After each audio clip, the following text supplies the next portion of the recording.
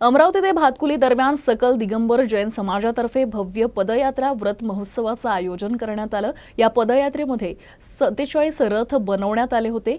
या पदयात्रेत लेझिम पथक, कलश पथक, विविध रथ आकर्षणाचं केंद्र ठरले। या पदयात्रेत 47 रथ बसवण्यात आले होते। यावर इंद्रायणी विराजमान होते। तसेच 9 डीजे, लेझिम पथके, ढोल पथक, दांडिया पथक, 500 ध्वजधारक, 201 महिला कलश, 24 तीर्थकार, 24 संदेश देणारे फलक, 100 छत्री तसेच जवळपास 4 ते 5 हजार भाविक यात सहभागी झाले होते। या पदयात्रेकडे पश्चिम विदर्भातील सर्वात मोठी पदयात्रा म्हणून बघितलं जातं। अमरावती ते भातकुली या मार्गावर जैन भाविकांची आतापर्यंत एकही पदयात्रा निघाली नव्हती। मात्र पूज्य सागरजी महाराज आणि एकल श्री 105 धैर्य सागरजी महाराज यांच्या पावन स्पर्शानं तसेच जय जय गुरुदेव आदिनाथ भगवान यांच्या जयघोषांनी संपूर्ण भातकुली परिसर दणाणून गेला। अमरावती ते भातकुली पर्यंत जवळपास 2000 लोकांनी भव्य रॅली काढली होती।